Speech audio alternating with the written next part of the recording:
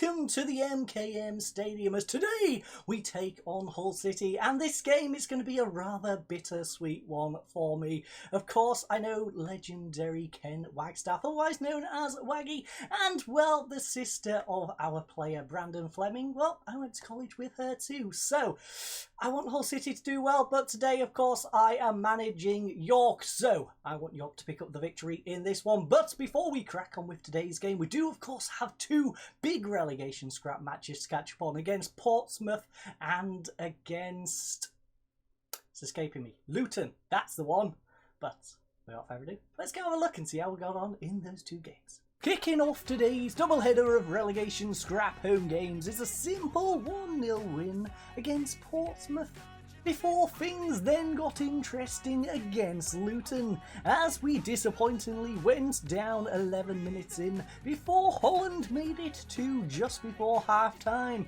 Thankfully, after going 2 up, they messed it up as Williams squeezed one in just before the half-time whistle, and then Hull grabbed a second just over an hour in to gain us a point.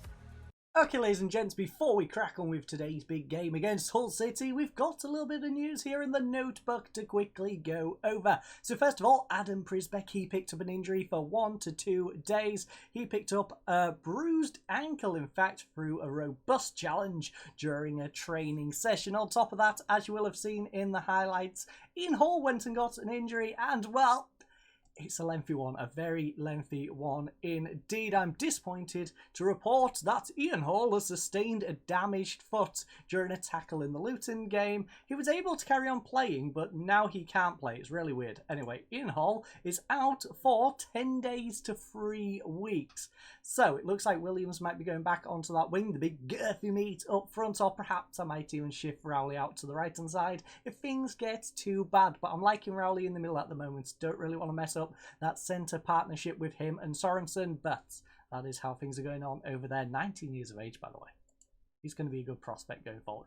Will Adiapan is also injured as well. 1 to 2 days, although he's probably back from that. A tight hamstring from training session. Let's have a little look. Yep, he's back. He should be in the team. Excellent match fitness. Not great, but not bad either. So now, we also have Hull, by the way, no longer worried about being replaced, because I gave him a few games. Can't remember if I mentioned that he was worried about being replaced, but no, he's not worried about being replaced. So, that's not a problem to worry about anymore. But York Mentoring Month in review. I've not read through these. I have had a little look. And, well, Jenkinson, Chaka Zimba and Kieran Phillips are the 3 players who have some developments. That's the only bit I read. Now to find out what on earth they have actually developed. So, Jenkinson now plays short, simple passes. That's not going to really matter considering he's like our third choice right back. Chaka Zimba, again, he's like our third choice striker, but he now winds up opponents. Okay. That's going to be interesting. If we send him out on loan, he's going to just mess with the opposition team's mind. Perhaps we'll use him in like derby matches just to mess with the other team. Anyways, Kieran Phillips has unfortunately picked up some negative personal traits, and those are He's started to allow his temper to get the better of him, so he's going to start breaking people's legs. He seems less adaptive and less capable of approaching new challenges, and he doesn't seem quite as determined as before. So he's got lazy and decided he wants to just break everyone's legs. So that's how those 3 have developed. But it is, of course, time to crack on with today's game. So let's head on over to that dressing room. Okay, ladies and gents, it is finally game time. As you can see from the fixture list, Hull City is up in 10th, pushing for those playoff spots. But today we hopefully will be ruining that push as we try and drag ourselves a little further away from the relegation zone. But there is some other games we need to be keeping a little eye on. Ideally, Birmingham should get a victory over Swansea at home. Further down, we then have QPR away to Ipswich. We, of course, want Ipswich in that one. Luton, Sunderland, we would love it if they can get a draw, both drop points, and make it easier for us. We then have the likes of Peterborough taking on Middlesbrough. Hopefully Middlesbrough can pick up a victory. They are flying high in second at the moment. Derby County away to Portsmouth. Hopefully Derby wins that one. And of course Stoke, we hope, will beat Sheffield Wednesday away from home as well. But enough about other games. As you can see, we have a nice little gap, by the way, 11th points down to 8. But these teams do all, of course, have a game in hand. So a few of them can jump over the top of us. In fact, I think all 3 can jump over. No. Swansea can't jump us because there's too big of a gap. But Portsmouth and Sunderland technically could jump above us. So we can we're technically 20th if we just assume them 2 are going to win that game in hand. So let's apply the opposition instruction. We're suggested to go from a balanced to a cautious mentality. You know what? We'll do that. We'll do it. We're playing a team that's supposed to be pushing for playoffs. If we're giving them a decent game, we might go a bit further. Of course, if we are behind, we will, of course, then try and attack. But very good pitch condition here today at the MKM Stadium. 10,252 tickets have been sold out of 25,586, which is rather disappointing. I'd expect this fixture to get a little better attendance than that. 10th versus 18th, of course. It's a gusty 8 degrees Celsius. But who is our team for today? Well, we have George in goal, the backline of Fleming, Terry, Adiapan and Shakin Stevens. As you can see, Terry and Adiapan are finally linking up. Fleming and Lubala on that left-hand side, of course, linking up as well. And Rowley and Sorensen have got themselves a little bit of a link going. We've got Byers in that cam spot, but of course, Dion Lawless could come on for him. Williams on the right-hand side and a big girthy meat up front. As you can see, Hall, I haven't moved off the bench quite yet, and I've left everyone on resting. So I'm going to bring everyone back so they can actually play this game, because it'd be bit useless if we didn't have any players to play this one. But first of all, Vokes needs to come onto the bench there. So our bench will be Prisbeck, Klein, Shipley, Goss, Lawless, Berahino and Vokes. But I'll see you all back in that. Well, I'll see you all back for the team talk in just a second when I've got everyone back from rested. Okay, so you know that other screen which said all of our players are still stuck on resting for a day or so? I actually reset it just to see if it would let me take them off, because I had saved it the day before.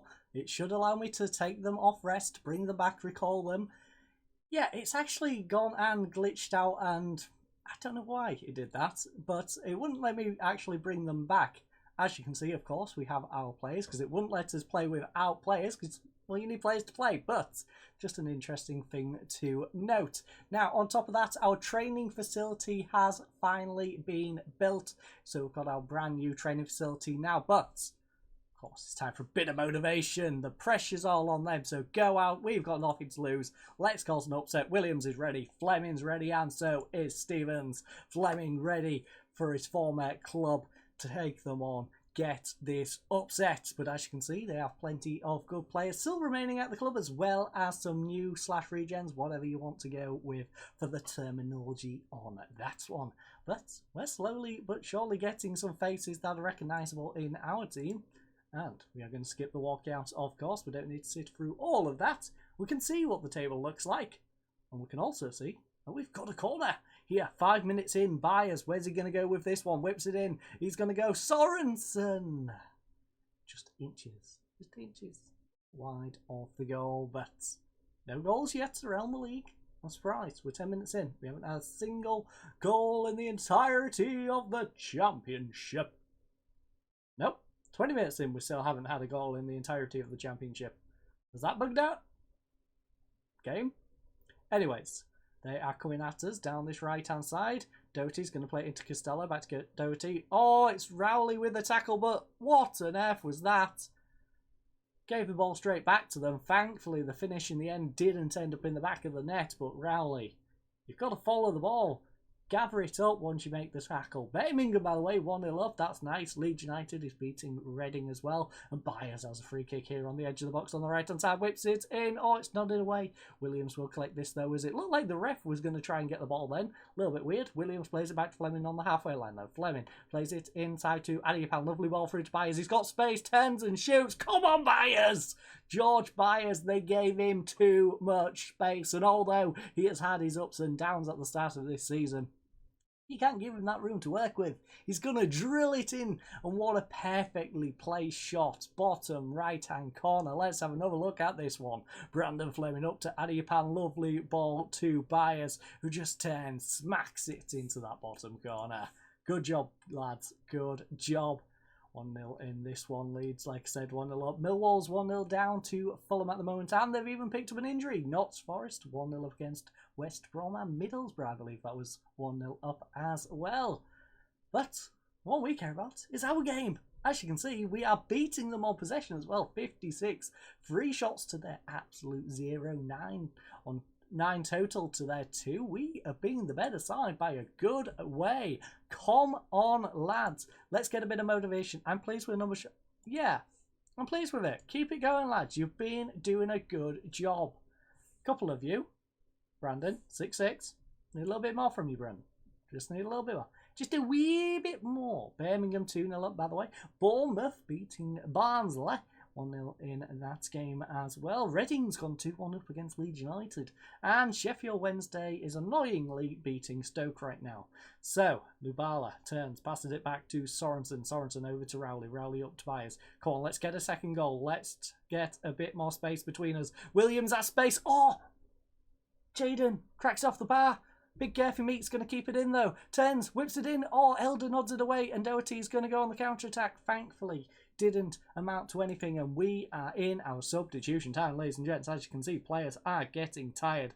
Brandon down to a 6.5. Sorensen is tired. Williams is tired. Byers and Lubala. So,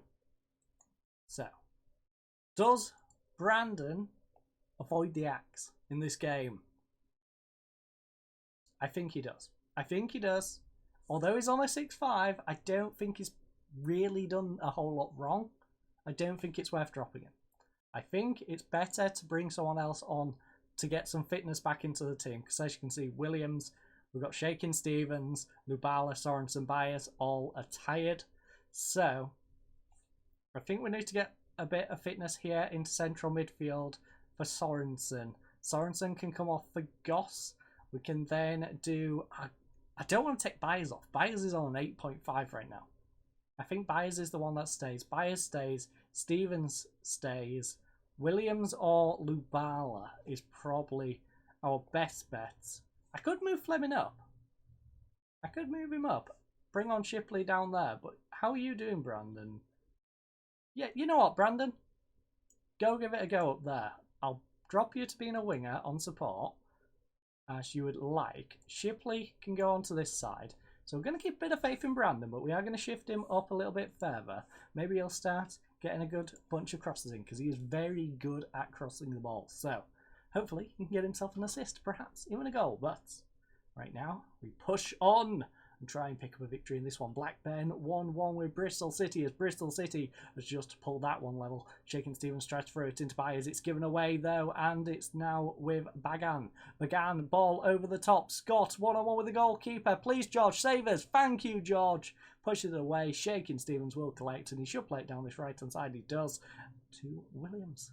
So, danger has been averted. 10 minutes remaining in this one. Let's get a second. Let's seal the deal. It's going to be an heavy 10 minutes if we don't seal it. So let's just get a second one in. 5 minutes of additional time, ladies and gentlemen. And, okay, 2 minutes remain. Highlight, late. Please do not score now. James Scott. What? Okay, I guess that was disallowed. I know I had my eyes closed for a second, but I'm pretty sure it didn't show the disallowed bit. You might have seen it. I definitely didn't see it.